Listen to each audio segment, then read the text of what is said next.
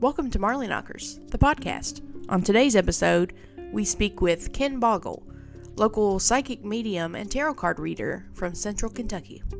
Thank you for being with us today, Ken. Thanks, babe. Thanks for having me. Hi, Ken. Hi, babe. Glad to see you. Glad to see you, too. Yeah, excellent. Glad to see all of you. Can you just let our listeners know just a little bit about you? What your gift is, when you first noticed that you had this gift? Well, it's a long, drawn-out story. I've told it 1,000 times. I hope that I don't bore you. If you start to drool, I'll stop. If you space, I'll give you mercy and quit talking. I'm a psychic medium and a tarot card reader. What that means is that I can answer psychic questions, things like work, home, health, wealth, heartbreak, future type questions. I can see into situations in the present, past, and future. Mediumship talents of mine are speaking to those beyond the veil, those who've passed away and are no longer with us. It's also good to speak to spirit guides. It's good to speak to spirits in investigations and things like that. So think of psychic as everyday stuff, medium as spiritual communication. And I do these things with a deck of tarot cards. So I go into a space that allows me to kind of access this information, and then I start speaking to the dead or what have you, and I use the cards to confirm I know who I'm talking to, which is often, you've been in investigations, it's often tricky to know that you're talking to the right spirit, and even what that spirit's intentions are and things. Tarot cards, the spreads I use, that nobody else knows, and I'll take them to the death with me, I promise, unless it's an absurd amount of money, and then I'll totally do it. But anyway, so you can be bought, is what you're saying. I can definitely. Boggle can be bought. Boggle is for sale. Okay. But I use those cards to give me further information, clarity, more specific detail, things that I probably couldn't grab from the spirit or things like that are within the cards. So I also use the cards to answer psychic questions and things like that. I was always different, and I've always had, this for as long as I can remember, psychic gift. Even as a child, I had memories before I was born. Different things with my family, and I would say to my mom, like, I remember, bear with us kids, disclaimer, we're a family story ahead. Trauma trigger, sorry, but I remember saying to my mom, I remember seeing my dad kick my sister off of his leg outside of Mama Donna Jean's late one night. She was just trying to hug him, and I saw him kick her off, and she said, "That's impossible. Mary Helen was in diapers. You weren't born till 2 years after that." Or seeing different things happening in the family. So there's always been a weird thing. At age, I think, 7, we moved into a haunted house. It's still incredibly haunted. The guy who, every time it gets bought, the same pattern of behavior happens where people do not sleep with the lights off. You'll begin to notice that the lights are always on. Then it immediately sells and sells and sells. I think it's had 3 owners since my mom moved out about 6 years ago. It's a split level house, and in the backyard, so part of it's above ground, part of it's below ground. In the backyard is a graveyard. So I was sleeping with the dead, you know what I mean? Like, and at night I would lay there in bed, and I would hear a step drag sound, and that would start really late at night, and I would start to panic because I knew what was coming.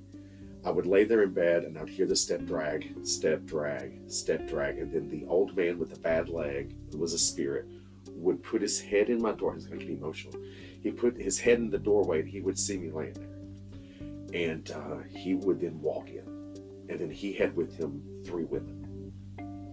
They would all walk around my bed, and they would be so close to my face that I couldn't breathe. And while they weren't screaming at me, I felt, you know how when you're in an aggressive person, they're right on top of you, I felt it.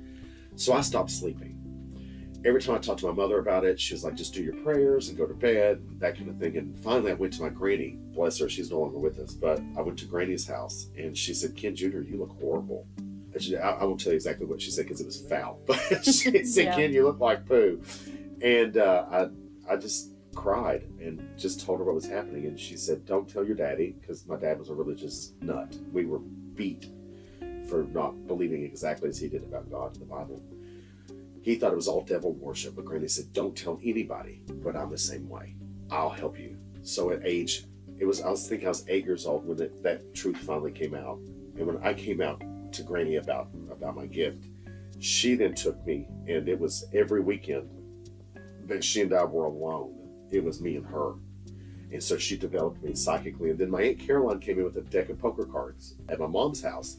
And she said that she would teach me how to read fortunes with the poker cards. Because Aunt Caroline played poker like a pro, but she also used them to tell fortunes. So Aunt Caroline taught me that. I went to Granny and said, look what I can do. She said, that's real cute, honey. Try to read tarot cards like a big boy. I was like, I don't have no cards. And she called them tarot, really. Tarot cards is what she'd say, because we're from the holler. And I said, I don't have it. She said, well, Granny will get you $20. We'll go on down to Readmore Bookstore. We'll get you some tarot cards. And I was like, okay. So she gave them to me. I went and I bought an Alice in Wonderland deck, and I've been turning cards ever since. So 31 years of reading tarot cards. It's crazy. That's pretty awesome. Yeah. God bless grannies. God bless Granny. When she passed, I was not able to be there with her because the family dynamic with my father is so horrible. So is this his mom? This is his mom, yeah. Okay. And I couldn't be there. And there's not a day in my life I don't regret facing that trauma in order to have held her hand one last time or kissed her face. Yeah, but if there was no Granny, I probably would have eventually came to develop my gift in some capacity. But I certainly wouldn't have been where I am in my career now, as successful as I am now, and being able to teach other people how to do the same thing if it hadn't been for Granny. There's no way. Right. You know, I mean, she taught me how to read cards, and she taught me about spirits, and she taught me about she psychically developed me, and she taught me about aura work. And I mean, even things like what I call mountain witching. You know, mountain witches. You know, where they know what herbs do what. You know, they know what home remedies to mix together. They make tinctures. I mean, like, that's what Granny did. She'd even tell you about, like, she could read the way leaves fell off a tree, and she'd say, in the house, it's going to be bad, you know? And you're like, Granny, a leaf fell. Trust me. And then 1 minute later, she'd say, my hips, I'm down in my hips. It's going to storm, children. Yeah. And then you might as well have left the house because it was a good country storm. Yeah. So, yeah, So she was gifted as well. Oh, she was incredibly gifted. Yeah. Granny would sit in the car while we all went grocery shopping and would watch people walk by and would read them for filth. Oh my! I was just talking about it I was teaching a class earlier. We were talking about it. And she'd sit there. She'd say, "Hey, look at that baby right there walking with its mom and its daddy. Now, that ain't her daddy. That right there is." She said, "Watch that one with her head down. Children, she cheated on that man, and that's how that little baby's got brown eyes." And I mean, just like stuff like that. Yeah. Yeah. If it wasn't for Granny, I don't think I would probably be even as open and boisterous and crass as I am. Granny let it be okay to be a little rough. I loved it. It was great. That dynamic that you had with your grandmother, your dad's mom, when he was so totally the opposite. Yeah, I mean, like, even when I came out as gay, which honestly would have been less severe in that household than coming out as psychic. My father knew nothing about it. He found some notes I had made once, and he almost beat me, like, just for notes. And I lied for survival purposes. I was a child, and said they were for class. I was studying it for class, and he brought that to her, and she had to kind of be like, oh, children, this is awful. Like, she had to play that part because she was afraid of him too.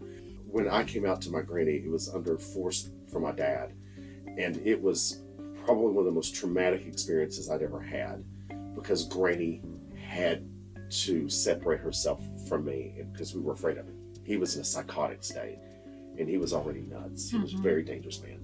And so, yeah, if I don't know how he came from her. I have no idea. That's what I'm trying to. Yeah, I don't know how he came from understand. her, but I know for a fact that Granny's with me every day, and I know that she spanks me every time I do something wrong. I can feel Granny say, "No, you ought not do that," or "Don't study on that too hard. You're stressing out," things like this. Granny talks all the time. I hear her constantly. But how proud is she of you? Can you even imagine? I was in Los Angeles for a big project that I'm doing. I'm gonna come here. Maybe we can do like a premiere kind of thing and talk about it. Maybe if that's cool with you. That's cool. I was there in LA, and I heard her say to me, "I'm just so proud of you, Junior," is what she said. So, and there's times that I'll be standing in a room full of really great, extremely talented and creative individuals, and she'll whisper what I need to do. And she'll say, back seat. Just stay in the back seat. Listen. don't say everything you know. Nobody likes to know it all. Mm-hmm. Or then she'll say, speak up. Now's the time to speak up. I don't know. She's always with me. I'm so grateful for my gift, because I think in some ways it allows me to stay in touch with her. She's more a part of my life and knows me better now in spirit than she ever could have known in body. Yeah, Just right. ever. She had to put up walls as well. Oh yeah, Yeah. for sure. Yeah, there'd be no Boggle without Granny. Yeah. That's pretty awesome. So, can we go into what's coming up? Yeah, We can. yeah. So right now I've partnered with Crystal Coven Mystical Cottage in Winchester. I teach psychic development classes there Wednesdays from 6 p.m. on, and then I'm there on Wednesdays doing tarot card readings from 2 till 5:30. I'm doing the same thing on Mondays, except for the class I teach at 6 is tarot. Mm-hmm. So you can come get readings with me. You can also do the classes after your reading. Very cool. We also do those online. So I'm teaching online. I'm doing readings in person. I do private readings all the time. I really work 7 days a week. And I think it is really beneficial for me to do that. I have to stay busy or I go crazy. But the other time I'm doing private readings in person, or I'm doing them at public events. Like I've got Mystic Nights I just finished, but then there's Sacred Journey in Ohio. That's I think outside of Cincinnati in August. Then I have the book, Becoming Ken Boggle. It's being edited right now and it's getting ready to come out. I have the big, huge project that's taking all of my time and effort to accomplish. That happens in October. And that's going to be huge. It's going to be massive. I've opened Ken Boggle LLC and the website kenboggle.com, and I've now partnered with a lot of people to do jewelry, and we've made the Ken Boggle bracelet, which is specifically made for people who want to feel like they're with me all the time. And then we've got all the merch out, the Ken Boggle t-shirts, the mugs. So that all takes, it's the decals and the stickers, and that all takes a hot bit of energy. And other than that, I got a massive walk through Lexington. Oh, really? Let's talk about that. Let's talk about that. I got with some of my friends, you people, and you all were so kind enough to say that you would partner with me and work with me. It means a lot to me to be in this venture with you. It's a fantastic walk through Lexington's, as Beth put it, worst kept secrets. I thought that was genius. But yeah, we're covering murder, riots, madams. It's called Murders and Madams. You can find it on murdersandmadams.com. But it's a tour, a guided tour through Lexington, which is my home. I moved here 20, I shouldn't have been, yeah, okay, I'll admit it, 21 years ago.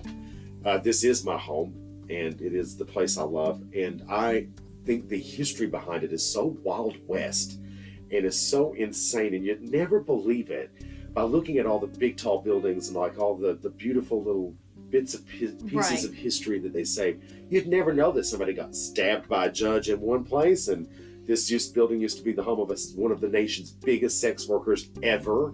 You know, so we're going to talk a little bit about that individual, Bill Breezing, and we're also going to talk about a lot of other things that happened on a really great walk Friday evenings at 8 p.m. Since the walk is about murders and madams, we're going to kick off at my favorite bar ever, Old Hookers. And it's called Old Hookers Bait and Tackle, and the catch line is, you're bound to catch something. I thought, since we're talking about madams, let's go to Old Hookers and start. Of course. There. Of course. Why wouldn't we? Yeah, we've got with them, and they're going to create the Ken Boggle cocktail, which is going to be Tito's cranberry, splash of lemonade, and 2 limes, which is lovely. We've tried it. Very good. Yeah, then we're going to get started on the tour. We're going to make a big full circle. We're going to go through lots of history. We're going to have a lot of fun. We're going to have a lot of laughs, and just enjoy yourself. It is rated R, though. Yes. It is. 21 and up. 21 and up. If you have kids that you want to come with, you're going to have to talk to us separately, right? Because this is like, I am probably the most behaved in this moment on your podcast than I am ever anywhere ever. I've been very well behaved. I don't even think I've cussed yet. No, and I was like waiting. I'll call because myself I've known you for a while. I'll call myself 3 or 4 times. But this is not that. This is me being really, really me. So going into like a dive bar, you know, it's Old Hookers, you know, that we need to make sure everybody there's of age to participate. But it's great. I'm so excited about it.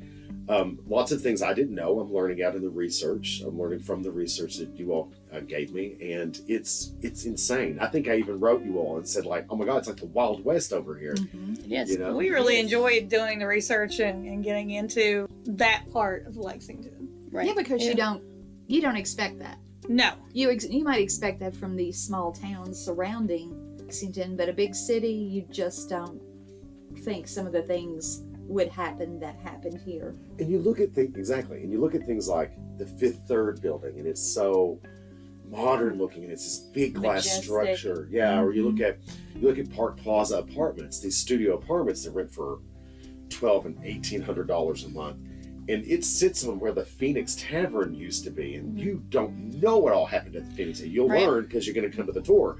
But that place was on fire. It was nuts. It was so crazy. So yeah, you just wouldn't expect it. No. That's the thing about Lexington. History everywhere you look. Everywhere you look. I mean, it really holds that. And I don't know if it's the limestone, to be honest with you, that's underneath. Because, there's an entire limestone quarry dug out completely underneath Lexington. It's like a city under a city. Right. And I don't know if that holds, but you can feel the energy when you walk around downtown Lexington. And some of the things that you're going to find out on this. I can't wait to see you present it. Well, I'm trying really hard to keep it all together, but it's so hard because you read a story and it blows your mind.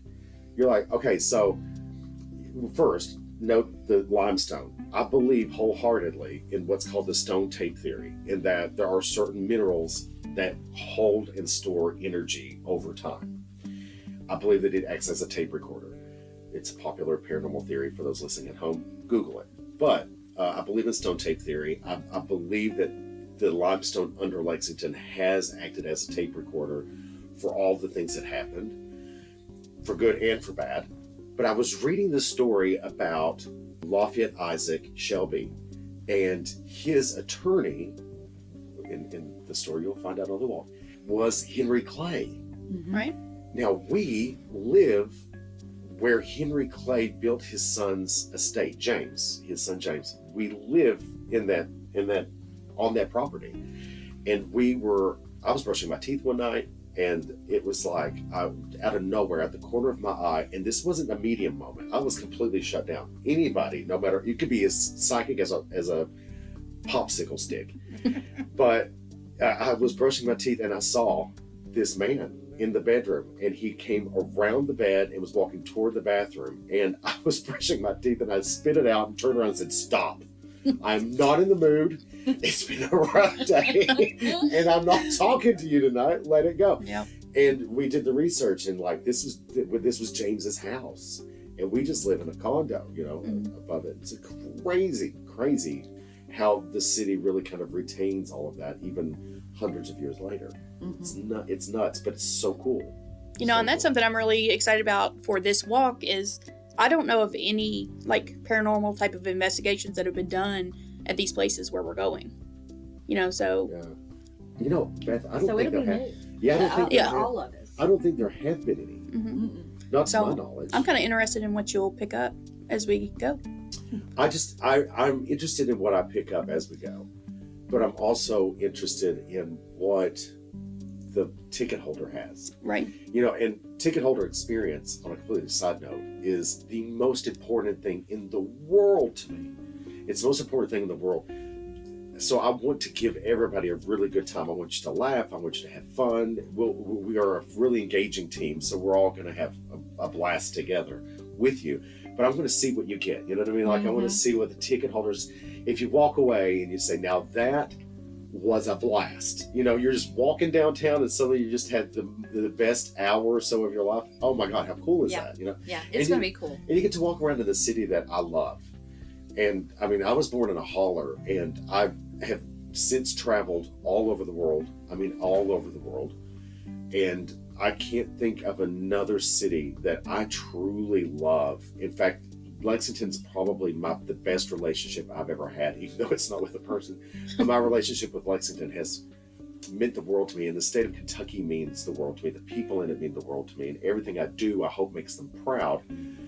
But to have people who aren't around here be able to come here and see the city that I love is the most awesome thing.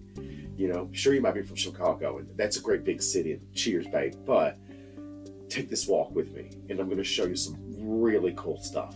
And have a good time while it's at, and I'll meet you back at Old Hookers when we're done. You know what I mean? Exactly. Right. Perfect. Right. Yeah. Okay, so let's talk about how your customers and how they can find out about Murders and Madams. As Ken mentioned earlier, you can find out more information about the Murders and Madams tour at murdersandmadams.com, or you can go to our website at mkparanormal.com, and there will be links to the walk from there. We'll also have that be hyperlinked to, I think, my appearances and events page. So if you go to kenboggle.com, you can go to the little icon at the top. It opens up pages. Those pages will take you to places. One of those places is appearances and events. We'll have that, I think, linked in a way that you won't cash out or get tickets from me, but you'll at least be able to find the event. You know, so that'll be cool. Now, I won't be doing any kind of personal readings while we're there. Yeah, we're just there to enjoy the space and tell some good stories and take a tour. If you want a reading, go to the reading page and fill out that contact form. But yeah, we're gonna have that link on my site. I believe our first walk is scheduled for the 21st. Yes. It's gonna be the 21st at 8 p.m. at Old Hookers, and we're gonna take the tour of the in-depth back there. It's gonna be really, really interesting. Downtown life in Lexington is kind of popping for what it is. We have a lot of people who come from out of, you wouldn't believe all the people who come to Lexington, and even people who are like regional. The place to party, the place to go is downtown, especially on like a Friday night. It's going to be great. So lots of good energy, lots of really excitable folks, lots of really good looking people dressed to the nines, because we have fast horses and beautiful women, right? Yep. That's what we're known And for. bourbon. And bourbon. Yes, of course. Absolutely. But yeah, so it's going to be a really fantastic time. It's going to be great. I have all the faith in the world that this is going to be a wonderful success. And we want everybody to be coming and joining us, even if you're a Lexington native.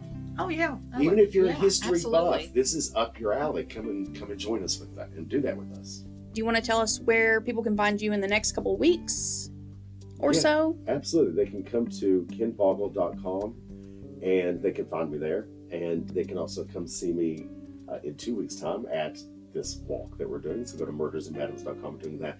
But I just am sincerely so grateful that you all have asked me to come do this podcast. It makes me very happy, and I'm really grateful that you're having me as a part of your walk. It just is, I like I said, I'm so grateful because the city means so much to me. So thank you for letting me walk that with you. Well, we look forward to it. We're We excited are about thrilled it. that you chose us as partners in Yeah. this. Well, and not to brag, but get those tickets, because come October, when the big project lands, you ain't gonna get a ticket, sis. There's not gonna be. I'm telling you, once that big project hits, it's gonna be hard to get. Yeah. in We're going this to be kind of sold thing. out quick. We're gonna be sold out super, super quick. So come get it now. Yeah. Right. Yeah. I will go ahead and mention that tickets are limited due to pretty much our ability to keep an eye on everyone. So tickets are limited to 25 people right now.